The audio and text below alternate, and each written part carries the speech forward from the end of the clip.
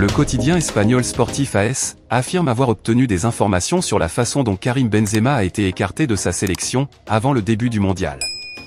Le 19 novembre 2022, Benzema a quitté le camp d'entraînement de l'équipe de France au Qatar à cause d'une blessure au quadriceps de la jambe gauche, et il s'est rendu à la clinique, accompagné du médecin de l'équipe de France, Franck Le Gall. Le diagnostic a été publié, et Karim Benzema a également informé les services médicaux du Real Madrid. Et selon la même source, ce qui est frappant, c'est que le joueur lui-même, qui connaît très bien son corps, savait que la blessure n'était pas grave, et que dans un maximum de 10 jours il serait disponible pour la compétition, et son idée initiale était de rester au camp d'entraînement avec les Bleus, pour retrouver sa place dans le groupe pour les huitièmes de finale, au plus tard. Il n'aurait alors manqué que le premier tour de qualification, au cours duquel la France a affronté l'Australie, le Danemark et la Tunisie. Benzema était convaincu que pour les huitièmes de finale, en l'occurrence contre la Pologne le 4 décembre, il serait complètement remis de sa petite blessure musculaire. Mais sa surprise est venue, lorsqu'il se trouvait dans sa chambre d'hôtel, où l'équipe de Deschamps séjournait au Qatar, on a frappé à sa porte, et l'entraîneur des Bleus est apparu avec le médecin Franck Le Gall. Le médecin a annoncé avec une froideur qui a stupéfié Benzema, « Je suis désolé Karim, mais tu dois partir ». Didier Deschamps était dans la pièce, il est resté silencieux, et Benzema a rapidement compris ce qui se passe. Deschamps était littéralement en train de le dégager de l'équipe, et avait l'excuse parfaite pour commencer avec Giroud. Naturellement, Karim a fait preuve de dignité et n'a pas voulu discuter de la possibilité de rester pour récupérer, afin d'arriver à temps pour aider son équipe. Il a compris le message, il a fait sa valise et il a pris un vol rapide pour Madrid.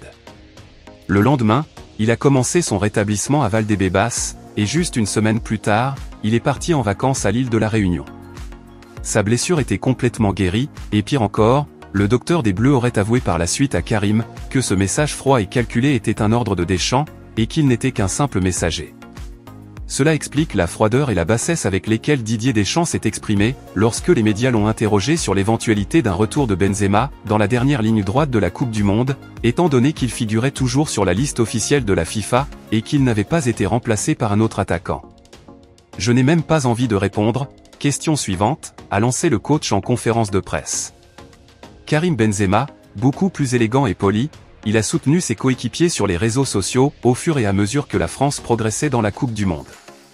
Mais au final, tout ça a tout de même poussé Benzema à prendre la décision qu'il a annoncée en début de semaine, sa retraite internationale.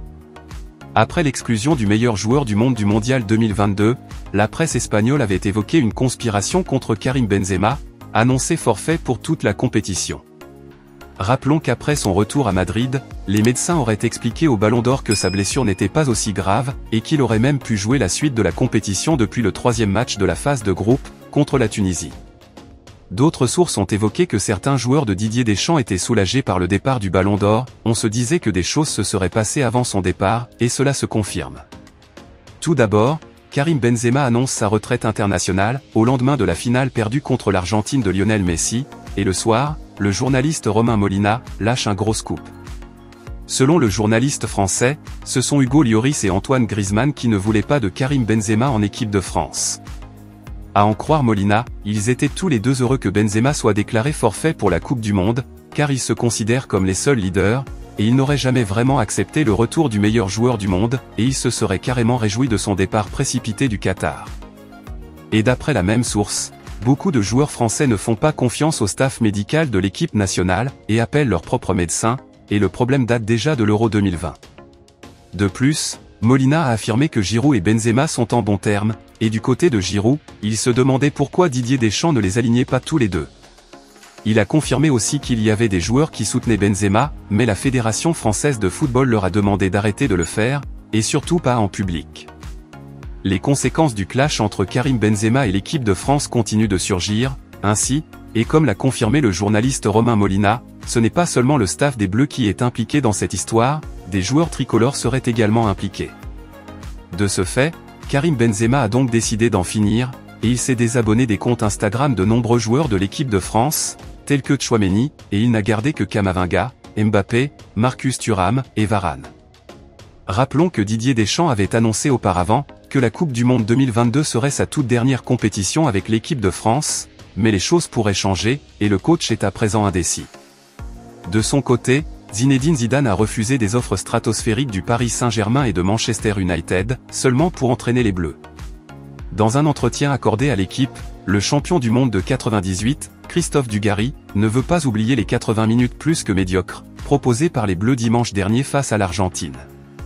Si son animosité envers Didier Deschamps, qui est d'ailleurs réciproque, est loin d'être un secret, l'ancien attaquant des Girondins de Bordeaux préfère voir Zinedine Zidane au poste de sélectionneur de l'équipe de France, et voici sa déclaration. Qu'il reste 5 ans, 10 ans, 15 ans de plus, ce n'est pas mon problème, ce n'est pas à moi de décider, je ne cache pas que je préférerais que ce soit Zizou, j'ai envie de voir autre chose. Deschamps, j'entends ce qu'il dit, mais on ne peut pas dire que l'équipe de France appartient à tout le monde en la gardant pendant 12 ans, surtout quand nous avons un successeur possible, qui a gagné 3 fois de suite la Ligue des Champions, et qui peut amener quelque chose à l'équipe de France. Ce qui me dérange avec Deschamps, c'est qu'on ne peut jamais parler football, même pas quand on gagne, comme en 2018, sur le thème « Je m'en fous, j'ai gagné ». D'accord, éventuellement, mais quand tu perds, tu nous dois des explications, au moins sur la préparation de match. Je n'ose même pas imaginer ce qu'on aurait pris en 1998, si on avait fait 80 minutes comme ça, en finale de Coupe du Monde. Mais ces 80 minutes, c'est le vrai débat des gens passionnés de foot, et qui aiment l'équipe de France. Même dans la décision de prolonger Deschamps ou non, est-ce qu'on ne doit pas avant demander ce qui s'est passé ?